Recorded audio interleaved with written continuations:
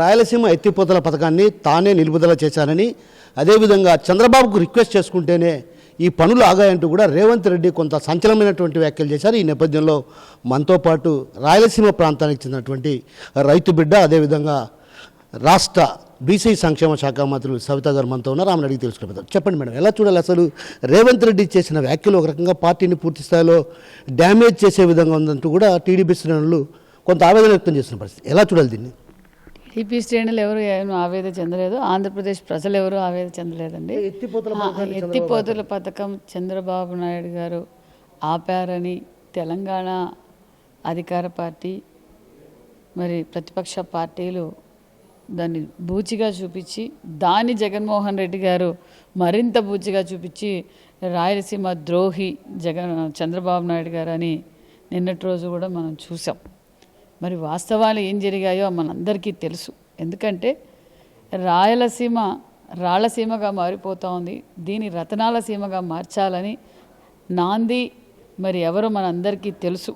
Chief engineer Sivaramakrishnaiah గారితో మరి చెరు నదులు అనుసంధానం చేసి ఈ రాయలసీమని రతనాల సీమగా మార్చాలని మన అన్న నందమూరి తారక రామారావు గారు మరి సంకల్పంతో, అదే స్ఫూర్తితోనే మనం రేవంత్ రెడ్డి గారు మాట్లాడచ్చు, మరి కేటీఆర్ గారు మాట్లాడచ్చు, జగన్ గారు మాట్లాడచ్చు. కానీ వాస్తవాలు ఏంటో జగన్మోహన్ రెడ్డి గారికి తెలుసు, మిత్రులందరికీ తెలుసు, మీడియా మిత్రులు కూడా. ఎప్పుడు ఎత్తిపోతల పథకం ఆపింది?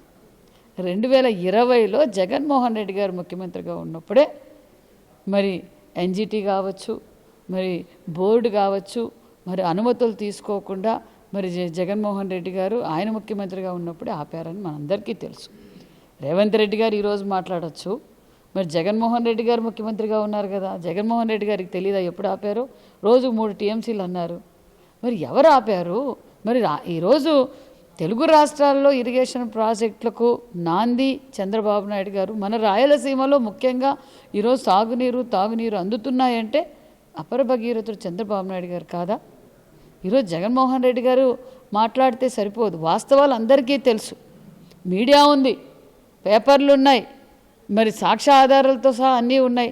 మరి ఇవన్నీ చూసుకోకుండా వాళ్ళ స్వార్థ రాజకీయాల కోసం చంద్రబాబు నాయుడు గారిని బూచిగా చూపిస్తే నమ్మే పరిస్థితిలో ఆంధ్రప్రదేశ్ ప్రజలు లేరు, ముఖ్యంగా రాయలసీమ ప్రజలు అసలే లేరు. ఎందుకంటే ఈరోజు రాయలసీమ అభివృద్ధి జరిగిందంటేనే చంద్రబాబు నాయుడు గారు. ఒక పక్క సాగునీరు, ఒక పక్క తాగునీరుతో పాటు పరిశ్రమల సృష్టికర్త. మనం గతంలో చూసాం, రాష్ట్రం విడిపోయి 14-19లో మన రాష్ట్ర పరిస్థితి ఏంటి, మన రాయలసీమ పరిస్థితి ఏంటి? మరి ఉపాధి లేక ఇతర రాష్ట్రాలకి వలసపోయేవారు. ఒక పక్క తెలంగాణకి, ఒక పక్క బెంగళూరుకి, మెడ్రాస్కి వలసపోయేవారు. మరి ఒక పక్క సాగునీరు తాగునీరుతో పాటు పరిశ్రమలు వచ్చాయి. ఈరోజు కడప కావచ్చు, అనంతపురం కావచ్చు, కర్నూలు కావచ్చు, ఈరోజు అన్ని విధాలుగా ఈరోజు మరి హార్టికల్చర్ పెరిగింది. ఈరోజు హార్టికల్చర్ పెరిగిందంటే మరి చంద్రబాబు నాయుడు గారే. మరి గత 5 సంవత్సరాల్లో జగన్మోహన్ రెడ్డి గారు రాయలసీమకి ఏం చేశారు చెప్పండి? మనమందరం చూసాం ఆయన సినిమా సెట్టింగ్లు ఎలాగేశారు. సినిమా సెట్టింగ్లు వేసి మరి అయిపోయి కుప్పంకి నీళ్ళు ఇచ్చేసానని చెప్పారు. మరి కుప్పంకి నీళ్ళు ఎవరు ఇచ్చారు? 5 సంవత్సరాలు రాయలసీమకి ఆయన ఎంత ఖర్చు పెట్టారు? మరి ఈరోజు మేము రాయలసీమలో కాదు, స్టేట్ వైడ్ కూడా మేము చర్చించడానికి సిద్ధంగా ఉన్నాం. ఈరోజు రాయలసీమనే తీసుకుందాం. మరి రాయలసీమకి ఆయన ఏ చెరువుకు నీళ్ళు ఇచ్చారో చెప్పమనండి. ఈరోజు మరి మా అనంతపురం జిల్లాలో కూడా, మా సత్యసాయి జిల్లాలో కూడా మరి హంద్రీనీవా ద్వారా ఈరోజు హంద్రీనీవా వచ్చింది కాబట్టి కియా లాంటి పరిశ్రమలు వచ్చాయి. ఈరోజు తాగునీరు సాగునీరు మడక్సిరాకు నీళ్ళు ఇస్తున్నాం, కుప్పంకి నీళ్ళు ఇచ్చాం అతి తక్కువ కాలంలోనే. మరి ఆయన 5 సంవత్సరాలుగా ఎన్ని వేల కోట్ల ఖర్చు పెట్టారు, మేము 18 నెలల్లో ఎన్ని వేల కోట్ల ఖర్చు పెట్టాం. మరి ఈరోజు అన్ని చెరువులకు నీళ్ళు ఇస్తున్నాం, గ్రౌండ్ వాటర్ పెరిగింది. మరి ఈరోజు అన్ని విధాలుగా మేము అభివృద్ధి చేస్తున్నాం. మరి జగన్మోహన్ రెడ్డి గారు పోలవరం ఎందుకు ఆపారండి? పోలవరం ఆ రోజు మేము 14-19లో ఏ స్థాయికి తీసుకెళ్ళాం? మరి 5 సంవత్సరాలుగా పోలవరం ఏం చేశారు, అమరావతి ఏం చేశారు, టిడ్కో ఇండ్లు ఏం చేశారు? మరి నేనే పూర్తి చేశాను భోగాపురం ఎయిర్పోర్టు అన్నారు. మరి ఆయనే భోగాపురం ఎయిర్పోర్టు క్రెడిట్ నాదే అన్నారు. మరి ఎక్కడ క్రెడిట్? 14-19లో మరి చంద్రబాబు నాయుడు గారు శంకుస్థాపన చేశారు, అనుమతులు తీసుకొచ్చారు, ల్యాండ్ అక్విజిషన్ జరిగింది. ఆ రోజు జగన్మోహన్ రెడ్డి గారు ఏం మాట్లాడారండి మనందరం చూసాం. ఎర్ర బస్సే పోలేని చోట ఏరు బస్సు అవసరమా? ఉన్న విశాఖపట్నంలో ఉన్న ఎయిర్పోర్ట్ మధ్యాహ్నం పూట ఈగలు చెప్పుకుంటున్నారు. ఇక్కడికి ఎయిర్పోర్ట్ అవసరమా? నేను ముఖ్యమంత్రి అవుతే మీ కోర్టుకి వెళ్ళి ఆ భూములన్నీ మీకు రిటర్న్ ఇప్పిస్తాను అని అన్నారు. మరి ఈరోజు ఏం మాట్లాడుతున్నారు? అన్ని సాక్ష్యాలు ఆధారాలతో సహా ఉన్నాయి. ప్రజలందరూ చూస్తున్నారు. ఒక సాక్షి పేపర్లోనూ సాక్షి ఛానల్లోనూ ప్లే చేస్తే కాదు, దానికి తగ్గట్టుగా జగన్మోహన్ రెడ్డి గారు 14-19 ప్రతిపక్షంలో ఉన్నప్పుడు ఏ విధంగా మాట్లాడారు, ముఖ్యమంత్రిగా ఉన్నప్పుడు ఏం మాట్లాడారు, ఇప్పుడు ప్రతిపక్ష హోదా పోగొట్టుకొని పులివెందుల ఎమ్మెల్యేగా ఏం మాట్లాడుతున్నారో ప్రజలందరికీ తెలుసు. ఈరోజు కడపకు నీళ్ళు ఎవరిచ్చాం, కడపలో మరి జేఎస్డబ్ల్యూ ఎలా జరుగుతుంది, పరిశ్రమలు ఏ విధంగా తీసుకొస్తున్నాయి, మరి ఉమ్మడి అనంతపురం జిల్లాలో ఏ విధంగా జరుగుతుంది, మరి కర్నూలులో డ్రోన్ హబ్బు, మరి రైతాంగాన్ని పెద్దపీట వేసి రైతు పక్షపాత చంద్రబాబు నాయుడు గారు మరి గత 14-19లో మరి కరువు రాయలసీమలో డ్రిప్ కావచ్చు, స్ప్రింక్లర్లు కావచ్చు అందజేసింది మనం, నాణ్యతమైన విత్తనాలు నాణ్యతమైన ఎరువులు అందజేసింది ముఖ్యమంత్రి గారు. మరి 5 ఏళ్లలో నువ్వు ఏం చేసావు? జగన్ భూచట్టం అని చెప్పి రైతుల గుండెల్లో రైళ్లు పరిగెత్తించావు. ఎన్నో చోట్ల రైతులు భయపడిపోయారు. ఏంటబ్బా జగన్ భూచట్టం ఏంటి, ల్యాండ్ టైటిలింగ్ అన్నారు. మరి జగన్కి ఫోటోలు పిచ్చితోనూ రంగుల పిచ్చితోనూ మరి సర్వే రాళ్ల మీద కూడా జగన్ ఫోటో, మరి రంగులు ప్రజల డబ్బును మరి దుర్వినియోగం చేసి మరి పాస్బుక్కుల పైన తాత ముత్తాతల కాలం నుంచి వచ్చిన పాస్బుక్కుల పైన కూడా జగన్మోహన్ రెడ్డి గారి ఫోటో, మరి స్కూల్ బ్యాగుల పైన జగన్మోహన్ రెడ్డి గారి ఫోటో, నవరత్నాలు ప్రచారం చేసుకున్నారు. ఎవరు ప్రజల సొమ్ము దుర్వినియోగం చేశారో చెప్పండి. ప్రజలందరికీ తెలుసు. ఈరోజు కూటమి ప్రభుత్వంలో అభివృద్ధి అన్ని విధాలుగా పరుగులు పెడుతుంది. ఒక పులివెందులకు కూడా నీళ్ళు ఇచ్చాం, పులివెందులకు తాగునీరు కూడా మేమే ఇచ్చాం. మరి ఇన్ని చేస్తూ కూడా జగన్మోహన్ రెడ్డి గారికి అర్థం కాలేదు. ఎందుకంటే 17 మెడికల్ కాలేజీలో ఏదన్నా పూర్తి చేసింటే ఆయనకి అక్కడే ట్రీట్మెంట్ ఇప్పించేవాళ్ళం. 17 మెడికల్ కాలేజీలు నేను తీసుకొచ్చాను అన్నారు.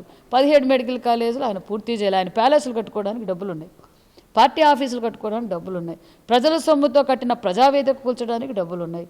మరి ఏం చేశారు జగన్మోహన్ రెడ్డి గారు? రమ్మనండి అసెంబ్లీకి రమ్మనండి. పోలవరం గురించి మాట్లాడదాం, టిడ్కో ఇండ్ల గురించి మాట్లాడతాం, మెడికల్ కాలేజీల గురించి మాట్లాడదాం, మరి రాయలసీమ ఇరిగేషన్ ప్రాజెక్టుల గురించి మాట్లాడదాం. ఆయన ఏ సబ్జెక్టు మీద అయినా మాట్లాడడానికి మేము సిద్ధంగా ఉన్నాం. ఈరోజు విద్యుత్ ఛార్జీలు, ట్రూ అప్ ఛార్జీలు, రాష్ట్రాన్ని ఆర్థిక పరిస్థితులు బాగాలేకపోయినా ఈరోజు రాష్ట్రాన్ని అభివృద్ధి బాటలో తీసుకొస్తున్నాం. ఇవి ట్రూ అప్ ఛార్జీలు ఈరోజు సుమారుగా 5,000 కోట్ల దాకా ట్రూ అప్ ఛార్జీలు మరి ప్రభుత్వమే భరిస్తుంది. మరి 13 పైసలు మరి యూనిట్ మీద కూడా తగ్గించాం. 9 సార్లు పెంచారు జగన్మోహన్ రెడ్డి గారు.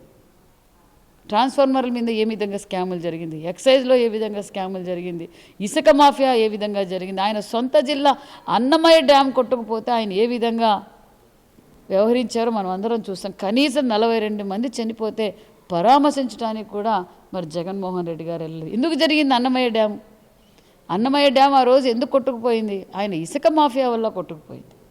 అధికారులు మరి తగు జాగ్రత్తలు చెప్తున్నా ఆయనకి దాచుకోవడమే ఇంపార్టెంట్. మరి ఈరోజు ఏం మాట్లాడుతున్నారు? ఈరోజు రాయలసీమ ప్రజలు కాదు, ఆంధ్రప్రదేశ్ ప్రజలు కూటమి ప్రభుత్వానికి సంపూర్ణమైన నమ్మకంతో ఉన్నారు. ఈరోజు భారతదేశంలో పెట్టుబడులు 100% అంటే మిగతా రాష్ట్రాల కన్నా 25 అంటే 100%లో 25.3% పెట్టుబడులు కూడా మన రాష్ట్రానికి వచ్చాయి. మరి ఈరోజు చంద్రబాబు నాయుడు గారి మీద నమ్మకం, మరి జగన్మోహన్ రెడ్డి గారికి ఇవన్నీ అర్థం కాక విషం కక్కుతున్నారు. ఆయన విషం ఎంత కక్కినా ప్రజలు క్లారిటీగా ఉన్నారు. కూటమి ప్రభుత్వంలో ఒక పక్క మెగా డిఎస్సి, ఒక పక్క ప్రతి ఒక్కటి ఏ డిపార్ట్మెంట్ చూసినా అభివృద్ధి దశలో పరుగులు పెడుతోందన్న విషయం కూడా తెలియజేస్తుంది. మేడం, ప్రధానంగా కొంత అసంతృప్తి ఉంది పార్టీలో అసంతృప్తి ఉన్నటువంటి నేపథ్యంలో మీరు ఈరోజు ప్రధానంగా 2 రోజుల పాటు పర్యటిస్తున్న నేపథ్యం కాబట్టి అటు అసంతృప్తి నేతలందరినీ కూడా ఒక తాటిపై నడిపించే ప్రయత్నాలు ఏమైనా కొనసాగిస్తారా, వారితో చర్చలు ఏమైనా జరుపుతారా? అదేవిధంగా అసంతృప్తిని రూపుమాపే దిశగా కూడా అడుగులు వేయబోతున్నారా? మాలో అసంతృప్తి ఉందని మేమైతే ఎక్కడ అనుకోలేదు. మేము ఎమ్మెల్యేస్ అందరం కూర్చొని మాట్లాడుకున్నాం. కొత్తగా యువకుడిని భూపేష్ గారిని కూడా జిల్లా ప్రెసిడెంట్గా కూడా పెట్టాం. అందరితోనూ బాగానే కోఆర్డినేట్ చేసుకుందాం. ఈ 2 రోజులు కూడా అభివృద్ధి కార్యక్రమాలపై చర్చ జరుగుతున్నాం. ఇంకా కడపను ఏ విధంగా అభివృద్ధి చేయాలి, మరి అందరూ ఎమ్మెల్యేస్తో కూర్చొని, మరి కూటమి నాయకులు అందరితోనూ కూర్చొని, డిపార్ట్మెంట్తో కూర్చొని డిఆర్సీ మీటింగ్ పెట్టాలనుకున్నా తప్ప మాలో ఎక్కడ అసంతృప్తి ఎక్కడా లేదు. మేము అందరం బాగున్నాం, అన్నీ సక్రమంగా జరుగుతున్నాయి. అంటే ఇంకో విషయం మేడం, ఇక్కడ పోలీసు శాఖకు సంబంధించినటువంటి కోట్ల రూపాయల విలువ చేసే అటువంటిది దాన్ని టీడీపీ నేతలు అడ్డుకున్నారు. ఆ తర్వాత ఇప్పుడు ఉన్న ఫలంగా అగమేఘాల మీద ప్రారంభించారు. దీన్ని ఎలా చూడాలి? ఏంటండి పోలీస్ శాఖకు సంబంధించినటువంటి స్థలంలో ఏదైతే షాపింగ్ మాల్ కట్టారు మేడం, అప్పట్లో గతంలో వైసీపీ హయాంలో ఉన్నటువంటి హయాంలో అప్పుడు ఎస్పీ గారితో లీజ్ అగ్రిమెంట్ చేసుకొని ఆ పనులు చేశారు. అక్కడ కాంప్లెక్స్ కట్టారు. అయితే దాన్ని టీడీపీ అధికారంలోకి వచ్చాక అడ్డుకున్నారు. కానీ ఇప్పుడు మళ్ళీ కొంత అంటే ఒప్పందం చేసుకొని ఈ విధంగా తెరిపించారనేటువంటి ప్రచారం కూడా జరుగుతుంది. అది నా దృష్టికి అయితే రాలేదు. ఖచ్చితంగా దృష్టికి వస్తే మాట్లాడతాం. మేడం, ప్రధానంగా బీసీ సంక్షేమ హాస్టల్ వసతి గృహాల్లో కూడా పెద్ద ఎత్తున మెరుగుపడే దిశగా కూడా అటు ప్రయత్నాలు సాగుతున్నాయి. అయితే బీసీ సంక్షేమ హాస్టల్ని ఎక్కడైనా సడన్గా విజిట్ చేసే అవకాశాలు ఏమైనా ఉన్నాయి కడపలో? ఖచ్చితంగా ఉన్నాయండి. మరి గత 5 సంవత్సరాల్లో నా బీసీలు అని చెప్పి ఓటేయించుకున్న జగన్మోహన్ రెడ్డి గారు గాలికి వదిలేశారు. మరి అధికారంలోకి వచ్చిన తర్వాత, కూటమి ప్రభుత్వం అధికారంలోకి వచ్చిన తర్వాత మరి హాస్టల్స్ రెనోవేషన్స్ కావచ్చు, మరి అనేక అభివృద్ధి కార్యక్రమాలు కూడా చేస్తున్నాం. ప్రతి చోట ఇన్వర్టర్స్ కావచ్చు, సీసీ కెమెరాలు కావచ్చు, ఆర్ఓ ప్లాంట్లు కావచ్చు, చిన్న చిన్న మరమ్మతులు కూడా చేస్తున్నాం. మరి అభివృద్ధి ధ్యేయంగా పనిచేస్తున్నాం. ఖచ్చితంగా విజిట్స్ అయితే ఉంటాయండి. సో మొత్తం మీద జగన్మోహన్ రెడ్డి విష ప్రచారాన్ని మానుకొని అసెంబ్లీలో చర్చకు వస్తే అన్ని అంశాలను చర్చిస్తాం. అదేవిధంగా అభివృద్ధికి పాటుపడాలన్న అపర భగీరథుడు ఎవరైనా ఉన్నారంటే అది చంద్రబాబు మాత్రమే అన్నటువంటి విషయాన్ని మనతో పడినటువంటి మంత్రి సవిత చెప్తున్నారు. కెమెరా పర్సన్ రాముతో కిషోర్, RTV, కమలాపురం నుంచి. చరిత్ర సృష్టించినోడు ఇప్పుడు ఆ చరిత్రని తిరగరాయబోతున్నాడు. అబద్ధాల గోడల్ని బద్దలు కొట్టి నిజాలను రాగా మీ ముందుంచబోతున్నాడు. నిజమైన వార్తల కోసం వెంటనే డౌన్లోడ్ చేసుకోండి రా యాప్ని.